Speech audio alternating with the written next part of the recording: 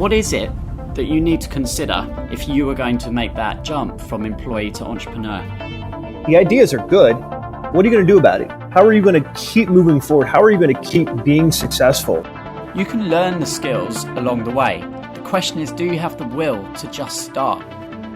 You have to spend deliberate time working on your mindset, because fear and dread and doubt and panic are going to hit you when you're least prepared for it. If you want it bad enough, you'll find a way to make it happen.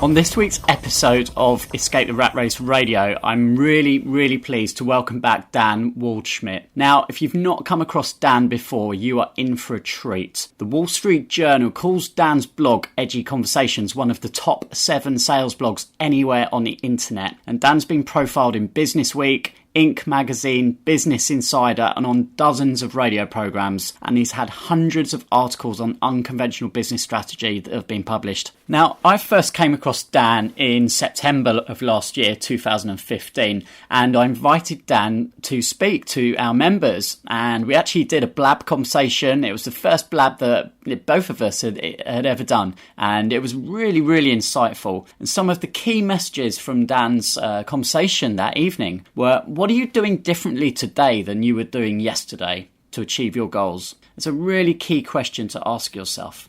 I hope that the message you'll get from today's podcast is that whatever you do, don't just do nothing. Dan will help you to think about things in a different way in order to achieve the success that you desire. Now, when I spoke to Dan back in September 2015, we talked about deciding exactly what you want. What is it that you need to consider if you are going to make that jump from employee to entrepreneur? You have to be really serious and really focused in order to make that leap. And we discussed strategies, but it really comes down to will rather than skill. Are you really cut out for it? And you're going to have to really dig deep and ask yourself that question, because the life of an entrepreneur is far from easy. And we want to be real about this.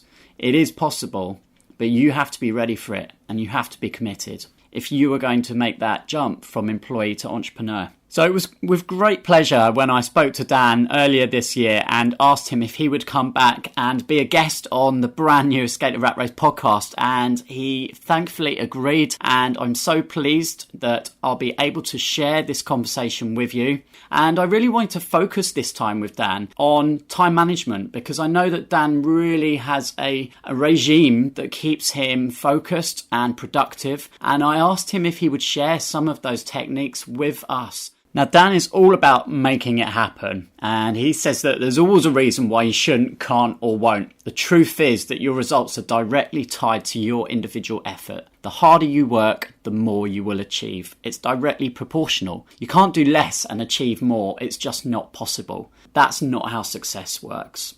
Now, Dan spends most of his days helping billion-dollar companies solve complex problems. But for the next 40 minutes, I'm delighted to say that he's exclusively ours. So get ready and enjoy the Escape the Rat Race interview with Mr. Dan Waldschmidt.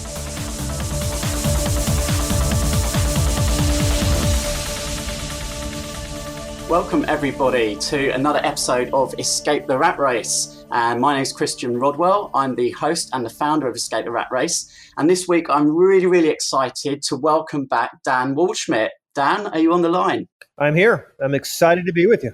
Awesome. So for those who didn't manage to catch the first interview with Dan last year, it was one of the best received interviews of the whole of 2015. And the Escape the Rat Race members absolutely loved your direct, no-nonsense style, Dan.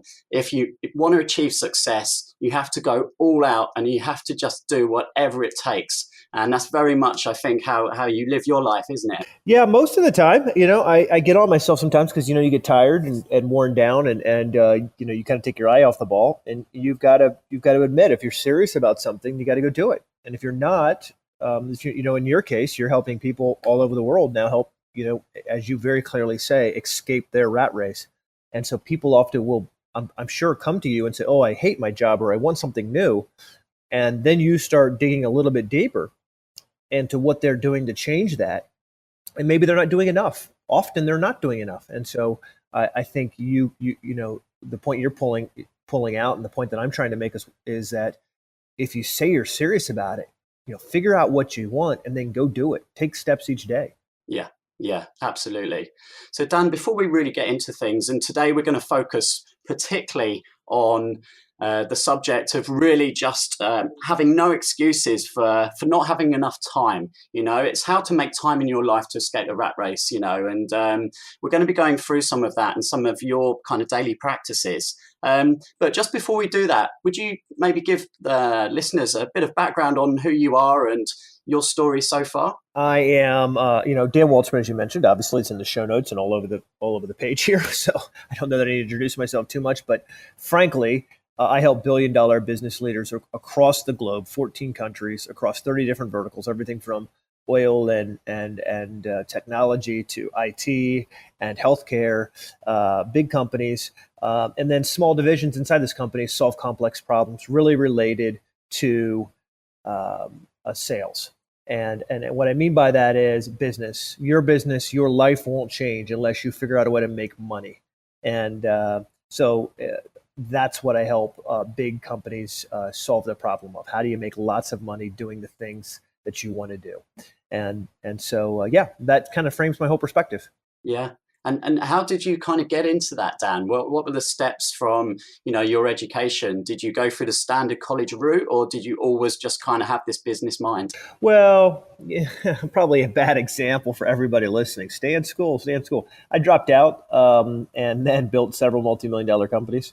So that's kind of my background. I don't know that you necessarily want to say, everyone go copy this, right? But essentially, I learned a lot of lessons the hard way. I learned a lot of lessons by reading. One of the things that was unique for me is I spent my first 18 years of my life in a home where mom and dad had no TV in the home. So there was no TV at all. So I had to read a book a day growing up. So I'm reading all these amazing biographies, and I'm assuming that the struggle that they go through is the same struggle I'm going to go through. So when I face struggles in my own life, I think in some part, like kind of psychoanalyze in a crazy way in my own self, I've always kind of been the put your head down and just grind through it. Part of that came from, I believe, I very believe in my formative years, reading these stories of struggle and success and breakthrough from really amazing people, much, much, much more amazing than I'll ever be, who just put their head down and did it. And so I think I think that's kind of a lesson that I've always kind of clung to, is that the struggle, the battle, all of these things is just part of success and breakthrough. Now, the answer to your question is how did I get there? Well, and I kind of put my head down and did a lot of these hard things that a lot of other people I realize avoid doing. Now what happens is I dreamed really big and then worked really hard. That's essentially the secret. And that seems simple, but it's really hard when you're tired and worn out and no one believes in you. Every day making progress. So I set myself these goals. I know we'll get into this productivity here in a minute, but I set myself really audacious goals. And I said, I'm not going to sleep until my goals for the day are done. And you do that every day. And what happens is at the end of a month or a year or a decade, you've conquered quite a bit. And so a lot of the lessons where I learned came from, 5 years of college and then applying. Of course, I went to school to study theology, so I'm not sure that seminary is something that really applies to the business world all that much, besides the good form of not screwing people over. But besides that, I think it taught me lessons in learning. And so for those of you listening who are like, man, I don't have a degree or I don't have the right degree. That's what some people say. Oh, I don't know enough about this. Learn, baby. There's no reason why you can't learn. And what I mean is not just like Google something, but call somebody, invest in a mentoring program, investing in some sort of training, learn. There's so much you can learn now that is outside the university system, unless you're going to be a doctor or a scientist. And sometimes not even then, you don't necessarily need someone else handing you a sheet of paper to say you have an advanced degree in order to change the world, or at least to change your own life. Yeah, no, absolutely. And it really leads on really well, because I was just going to kind of put a frame around, where we're at here with the members of Escape the Rat Race, because I've been asking for feedback, and a real common thing that keeps coming up is that people feel alone. They're seeking somewhere where they can be surrounded by like-minded people who share their ideas and feel inspired. And they're just kind of fed up of this corporate world. There's so much opportunity out there now. We've never really had the opportunity that exists today with everything on the internet and how fast everything is moving. And they just see that, okay, why can't I do this myself? Why do I have to rely on someone else to be kind of the puppet master? So, people want to start a business, and that's kind of the way we're at. Yeah, and I think that's magnificent. That's great. That's really, really, really good. Now the challenge is for those listening is, what are you going to do about it? I think that's the topic of what our day-to-day is. The ideas are good. What are you going to do about it? How are you going to keep moving forward? How are you going to keep being successful, right? In spite of all the other things that are going on in your life. And there's always a good reason not to. I meet good people who Christian will tell me, oh, I have this event at church. Oh, okay, I'm sure it's a good event. Or I got to go to my kid's soccer game. Your kid needs you to be there to support him. I need to, go on a date with my wife. Again, it sounds like heresy, but you have to have some hard questions with yourself where you say, what are you willing to do in order to be successful? So this is something that, each of us has to determine our own tolerance. But I think when you're truly honest with yourself and say, okay, I really want to do this, it changes how you view the world. Yeah, absolutely. So really, and again, this really ties into the feedback from the members, is that ultimately it's just limiting beliefs and fear that are holding them back. But that's a big one, So is it possible for everyone to overcome those, or a large percentage of people just never going to make it? I mean, what's your experience, Dan? So when you talk about something like fear, I don't know that you ever beat fear. I think you learn how to handle fear. I still, people, we use these words like fear or doubts. People say, don't doubt yourself. Really, doubt's not the issue. It's the panic you feel, right? So we use these sophisticated words like, oh, I have doubts, I have concerns, I have worries. It's the 2 a.m. in the morning panic when you realize, if this doesn't work, I'm broke and I'm out of money and I'm not sure how I'm going to put food on the table. That's really what people are feeling, right? I mean, that's real. Like, if we're going to make this real, not some sort of boardroom discussion. That's the real agony that a lot of people face. Now, how do you beat that? I don't know that you can beat that. That's a power and a force and demons in your mind that are just all consuming. Now, how do you counterbalance that? Is that you have to talk yourself down off the ledge, right? You have to talk yourself down off the ledge. You have to say to yourself, I'm panicking. The morning will come and I'm going to see this differently. I have to refuse to make rash decisions, right? Safeguard how you make decisions so you don't do something rash. And that, I believe, is one of the single biggest secrets to success, is staying focused, not giving in to the dread and fear and panic that can be all consuming. And by the way, the older you get, the harder it gets. When you're single and you have two nickels to rub together, it doesn't really matter. So let's take this as an example. We think of two founders to Apple, right? Steve Jobs, Steve Wozniacki, right? Two founders. Did you know there was actually three founders to Apple? There were three founders. No. And right. Steve Wozniacki had 45%. Steve Jobs had 45%. And they gave 10% to somebody else. Somebody else, we don't even know their name now. He owned 10% of the company to help kind of be the management guy when those two guys couldn't just figure out what to do when they were fighting, right? He would be the voice of reason. He decided to cash in his equity in the company for $800 because one of the first deals that Apple was doing, they were selling their computers, 150 computers, to a store called Computer Bytes. And Computer Bytes wasn't really good about paying their bills all the time. They had a reputation. And so this founder said, wait a minute, if they don't pay their bills, I'm going to be the one in trouble. And he was older than both Steves by quite a bit, was 81 years old.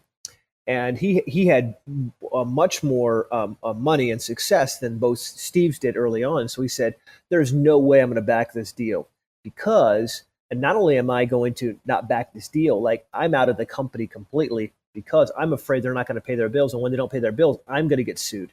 Both young Steves, Steve Wozniacki, Steve Jobs, didn't have two nickels to rub together. No one was going to come after them. So the current value of Apple is $600 billion. He walked away from $60 billion because, by the way, he's 81 now. He wasn't 81 then, 81 then. He's 81 now because the fear and dread and panic overtook him. Now, to this day, he defends and says it was a good deal for him. I think in the heart of hearts, he may disagree with himself, right, on that. But maybe not being. But there's perfectly good reasons why we talk ourselves out of stuff. We say this is crazy, and I don't think it's going to happen. And what's going to happen? And what if this? And what if that? And what if the other thing? And what happens is ultimately, we make what are considered, we think are perfectly legitimate reasons for not doing the hard things that could make us successful. And ultimately, we don't do the things that would change our lives for the better. So there are people listening right now who have been disciples of yours, Christian, who talk about, I need to get out of the rat race, who will make the decision to go and watch Dancing with the Stars rather than putting aside 5 minutes to start strategizing or working on XYZ, their whole presentation, their whole business plan. And they'll have a perfectly good reason for it. Oh, they need to refresh, they need to renew.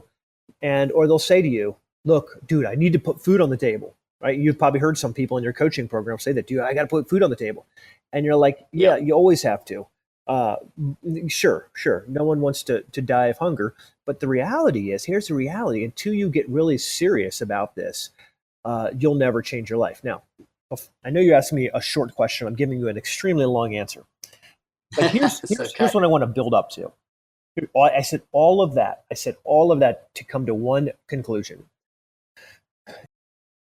You have to spend deliberate time working on your mindset each day because fear and dread and doubt and panic are going to hit you when you're least prepared for it.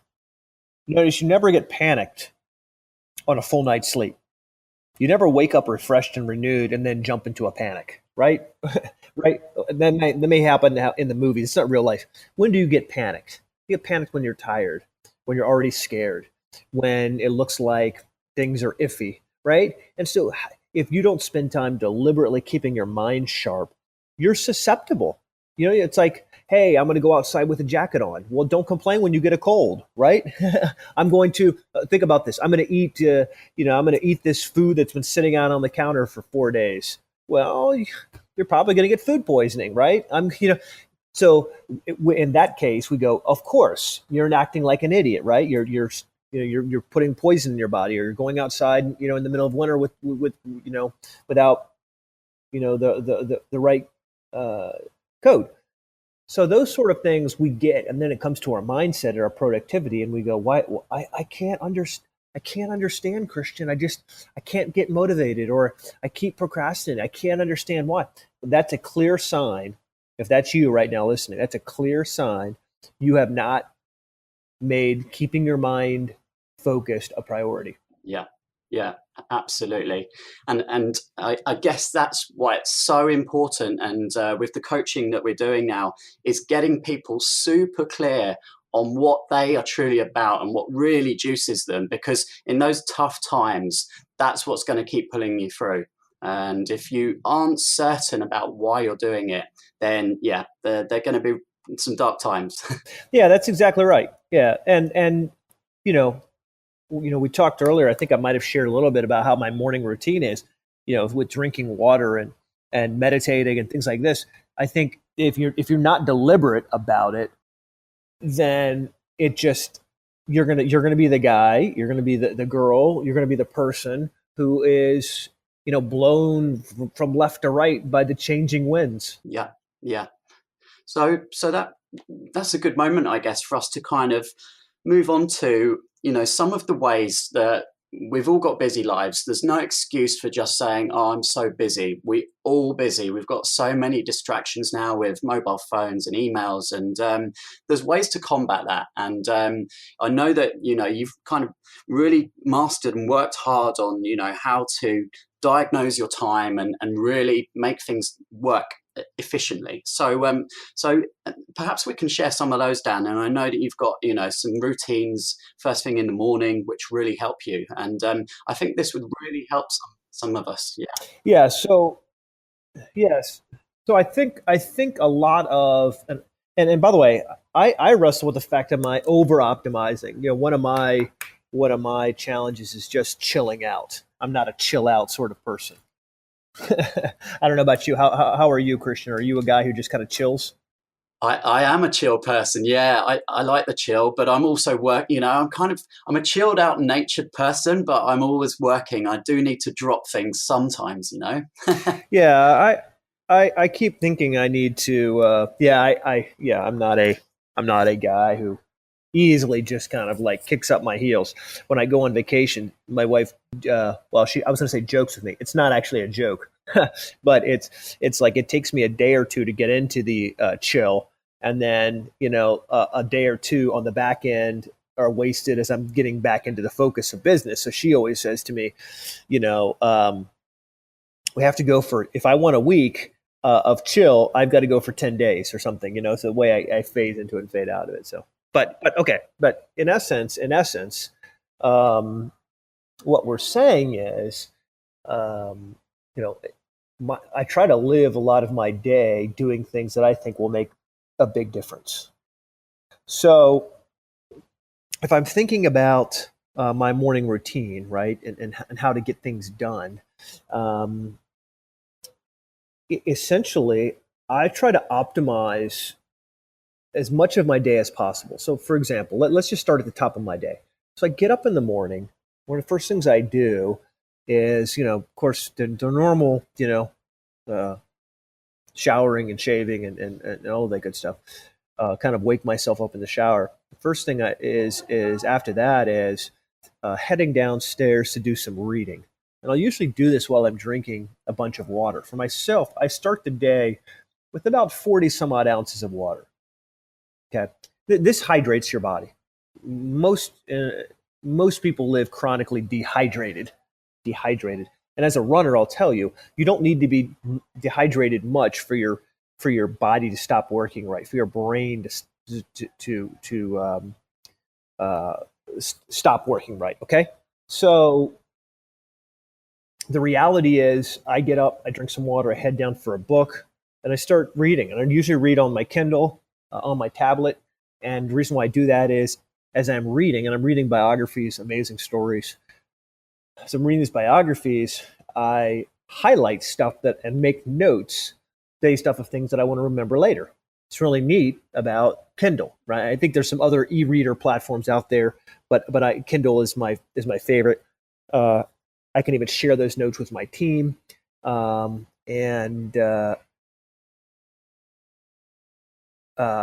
it's great. That sort of thing really works well for me as far as getting up and reading. I try to limit my reading to about an hour. That brings me to usually around 6:30. I'm done usually drinking my water. I then go and sort get ready. If I'm at home, I'll get my kids up. It's really a lot of fun for me to help them get off to school in the morning, make their lunches. I'll usually turn on some news in the United States. Of course, as you're following the news, we've got all this political mumbo jumbo going on now. And so I'll then watch some news while I'm preparing their lunches. It just kind of gives me up to date on anything that I might need to know for my clients. Okay. Another thing I do is I sit down and I journal. Here's what I journal. I journal 3 specific things in my book. And I think, by the way, several people last time called me and I sent them one of my free journals, one of my journals, which is on your last thing, which is one, I write down one thing I could have done better yesterday. What's one thing I could have improved yesterday? Now, for those of you listening, my goal is not to fix that. It's to be aware of it. Just aware of it. I'm not trying to fix it. I just want to be aware. Sometimes it's like I could have eaten less candy. One, I could have trained harder. One, I could have, been politer in this conversation. One, I could have, any number of things. I try to factor it in. I write it down, and then that's it. It takes me all of 35 seconds. The second thing I write down is 3 things I'm grateful for.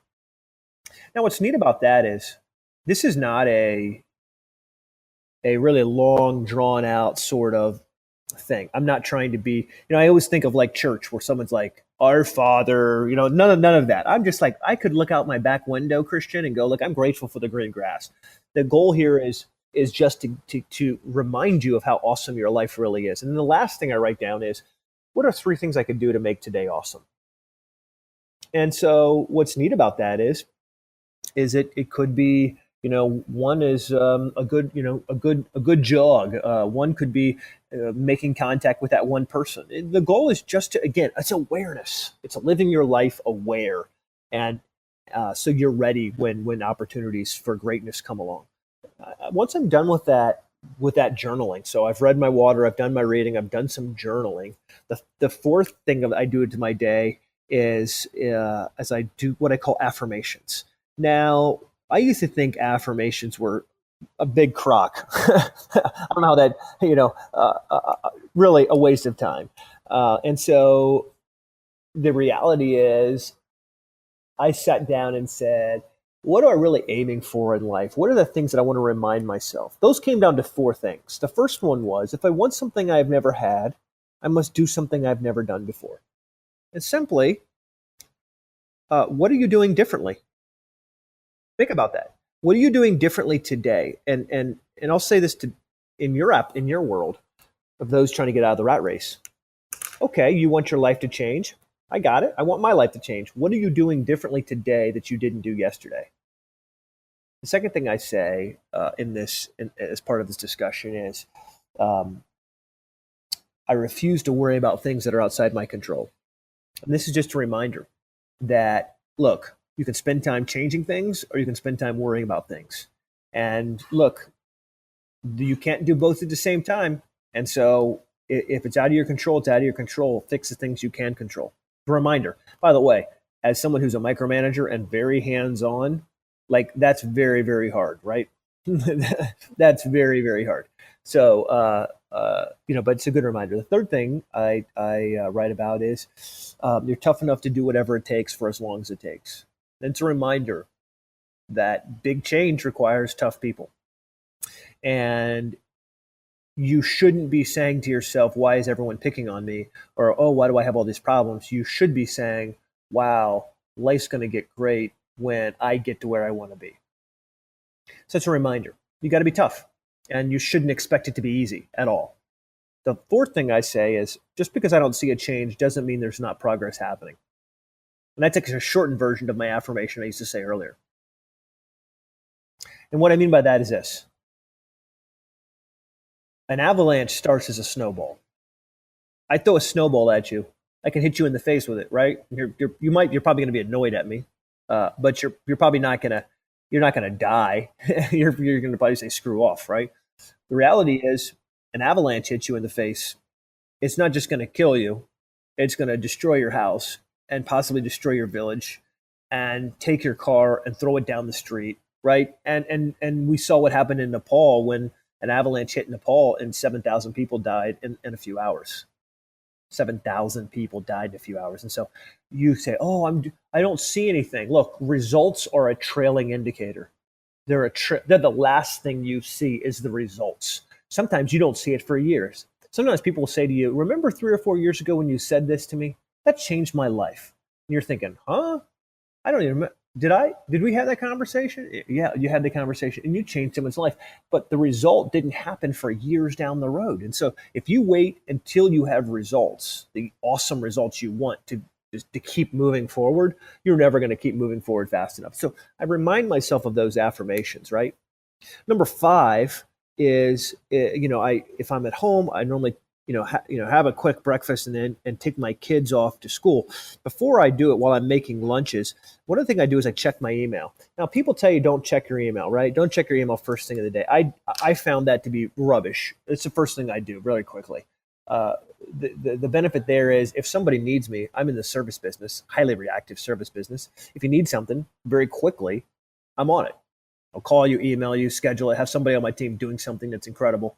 There's no reason for me to drip and drag on getting back to you. That's easy. And so for me, I quickly do that. And I triage my email. I'm a kind of an inbox zero person. So almost every day my inbox goes back to zero. I answer all my emails or assign them, respond to them all, and then move on. It's very quick. So I have people who say, I've got 3,000 emails in my inbox. Well, you haven't done a good job of keeping up with them. And so I keep up with them, stay up with them, and move on, right? That sort of thing. That's one thing. On my talk about productivity, I drop my kids off at school. As I'm driving into the office, I've got about a 15-minute, 15-mile, I should say, which can be a little more than that, to the office. I dictate a blog post into my phone, and I use Google. There's actually a program called Google Keep, which is like Evernote, very similar to Evernote.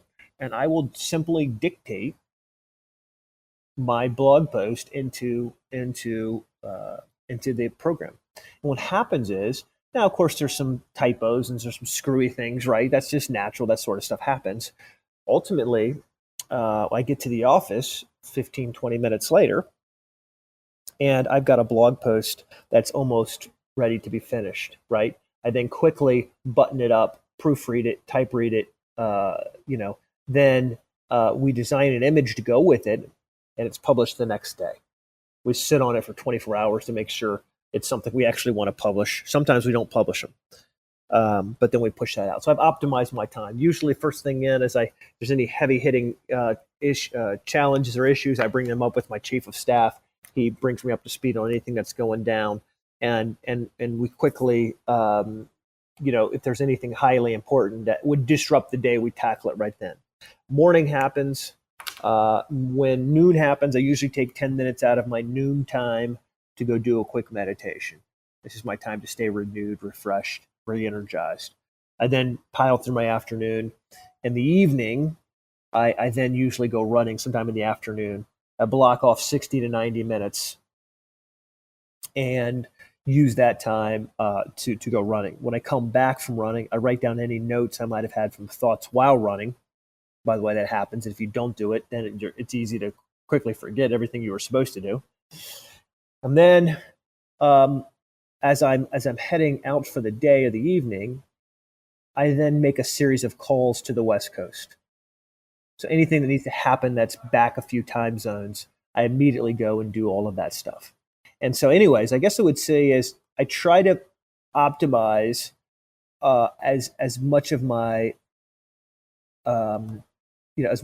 day as possible. So at the end of the day, I've made a lot of progress. Now, one thing I'll tell you, because I know I've given you a long answer and you're going to want to hit me with some questions. One other thing I do that I think is really massively disruptive and improved my own life is I have a task on my calendar that says to look at every meeting or call I did yesterday and to follow up or create notes today. Meaning, so yesterday I was traveling, had a busy travel day coming back from Washington, D.C. And the neat part was, it's like, okay, I'm really, busy. I can grab today. I look at my calendar and see everything I did, and then return emails. I might send an email that just says, "Hey, really great to catch up with you," or it might be a phone call, "Really great to talk with you," something like that. I do it every day. It allows me to follow up with people and not lose track of business.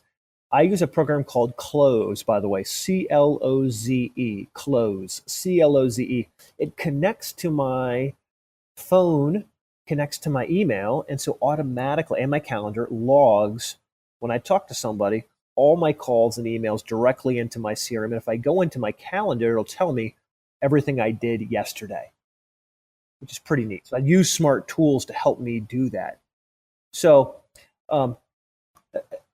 again, I'm the type of person that, if I have a task to do, I'm usually saying, okay, the baseball's on one side of the garage, the bat's on the other side of the garage. How do I walk from one side to the other in a way that's most productive? I grab the ball and the bat and get to where I want to be with the least possible steps. My mind's kind of always thinking about these sort of things. I know that might seem weird and twisted in some way or overly conscious, but the end result, the end result is that I have, I get massive amounts of things done each day. Yeah. No, that's absolutely awesome, Dan. And I've definitely written down close there because that sounds like a very useful app. And I'm always really impressed at the speed, you respond to emails and, I know you're a super busy guy and you always respond. And, the fact that you clear your inbox each day, I find that really impressive. Well, it's a matter of priority. And that's all. It really is. I mean, it's not something that's really that special. I think it's only special in the sense that we let these emails overwhelm us. And, it's like, I look at something and in 10 seconds can not just have looked at it, but have formed a response and moved on. And I think that's what's really cool. Otherwise, what happens is you spend time gyrating in your mind around, should I respond, should I not respond? What do I say? Where do I go? What's this? And so I think that's really a problem. And so I just say, look, let me try to solve it and move on. Yeah. So it's just being disciplined, making a decision, and just forming good habits. Yeah. Excellent. And the dreaded to-do list, or however you look at it, I know my to-do list, it just grows and grows. And sometimes I just think I'm going to wipe the slate clean and just start from the beginning. Do you work with a to-do list yourself, Dan, or any tips on that? Yeah, I'm a nerd, so I've tried them all, from any dot do to Todoist to Toodle-do to seriously, I think I feel like I've tried them all, although I probably haven't realistically. Now the reality is I use Todoist religiously, and today I started out with 28 tasks. I'm looking at it right now. I see I'm down to 12, and my task list is full of not big tasks, small tasks.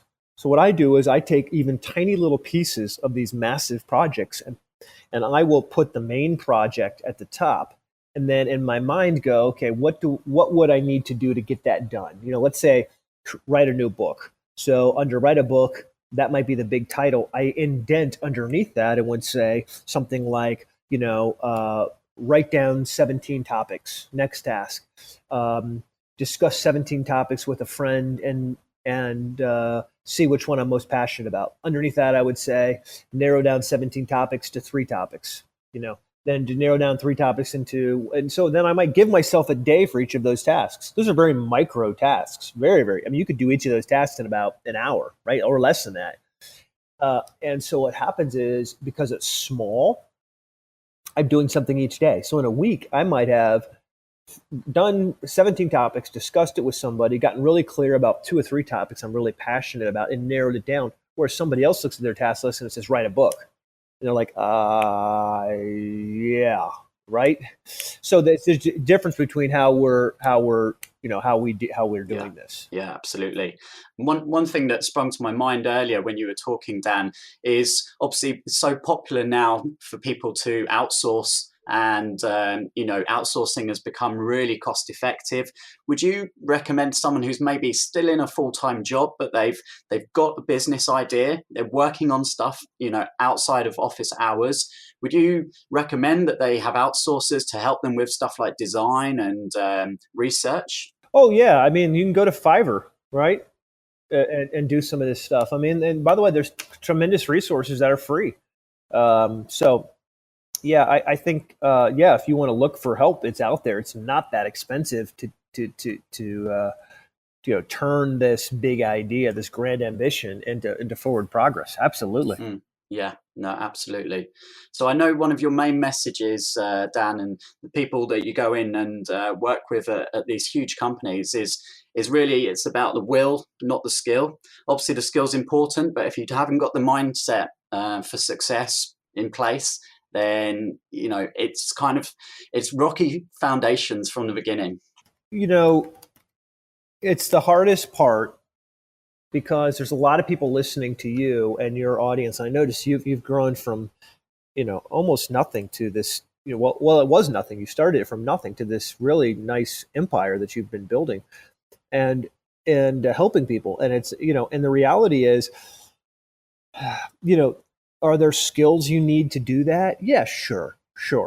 But the reality is you'll learn those skills over time. It's really will to kind of pull this thing along, right? That's really where, most people lack. It's not, before I go start a community. I mean, think about the absurdity. What skills do you have to be doing a podcast, right? I mean, think about it. Do you have a professional communication degree? All that kind of stuff. Do you have this? Do you have that? There's a lot of things that we often throw around as excuses about, I need to know this before I start. You probably just need to start. Sure. Absolutely. Yeah, absolutely. If you want it bad enough, you'll find a way to make it happen. And I truly believe that. Oh, most definitely. Yeah, that's the secret. If you want it bad enough, exactly what you said there, you'll figure out a way to do it. Now, how do you want it bad enough? So let's talk about that. The reality is that's where mindset matters. You've got to spend time making sure your mind is steadfast on what you're wanting to do. You've got to know why you want to do it and all of that. If not, what happens is, you find yourself waffling, you find yourself confused, you find yourself frustrated, you find yourself upset. And a lot of that has to do with the simple fact of you've not just made up your mind about what you want to do. Wow, a powerful point to leave us on there, Dan. I can't believe how quickly time's gone, but we're really pushing up against the buffer zone there. So it's always an honor to speak to you, Dan. I just gained so much. I find you a real inspiration, and just want to say thank you so much for taking the time out for the Escape the Rat Race podcast today. Oh, my pleasure. Listen, and listen, what's neat about this is that if you're working another job, I said this last time, and I had a bunch of people come back to me and say how insightful it was for them, how special it was. You should thank God every morning that somebody else is paying your bills, right? While you get a chance to pursue your dream in your off hours, right? You get to come home every day and spend time doing things that someone else is paying you to do that. Think about how amazing that is. And so I would look at it as a really positive thing if you're somebody who's privileged enough to have a job while you're pursuing your own dream. So I would say onward and upward, go do your thing. Don't let these battles discourage you. Go do things that change the world. Yeah, absolutely. Dan, thank you so much. And I really look forward to our next encounter, and wish you well for the rest of your day and the year. Yep. Awesome. I love it.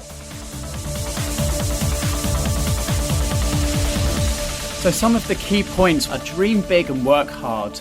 Don't sleep until your goals for the day are done. Ideas are good, but what are you going to do about it? What are you willing to do in order to be successful? And Dan tells us that you have to spend time every day working on your mindset, how you need to try to optimize your day as much as possible. You can learn the skills along the way. The question is, do you have the will to just start? I look forward to seeing you again in another 2 weeks' time. Feel free to reach out and connect with myself and Escape the Rat Race on Twitter. You can check us on Twitter /Escape the Rat Race UK. We're on Instagram, and we have a Facebook group. I'd love you to come and join us in the Facebook group. You'll find a community there which is sharing stories and inspiration, helping one another every day of the week. Okay, take care, have a wonderful week, and I look forward to seeing you on the next edition of Escape the Rat Race Radio.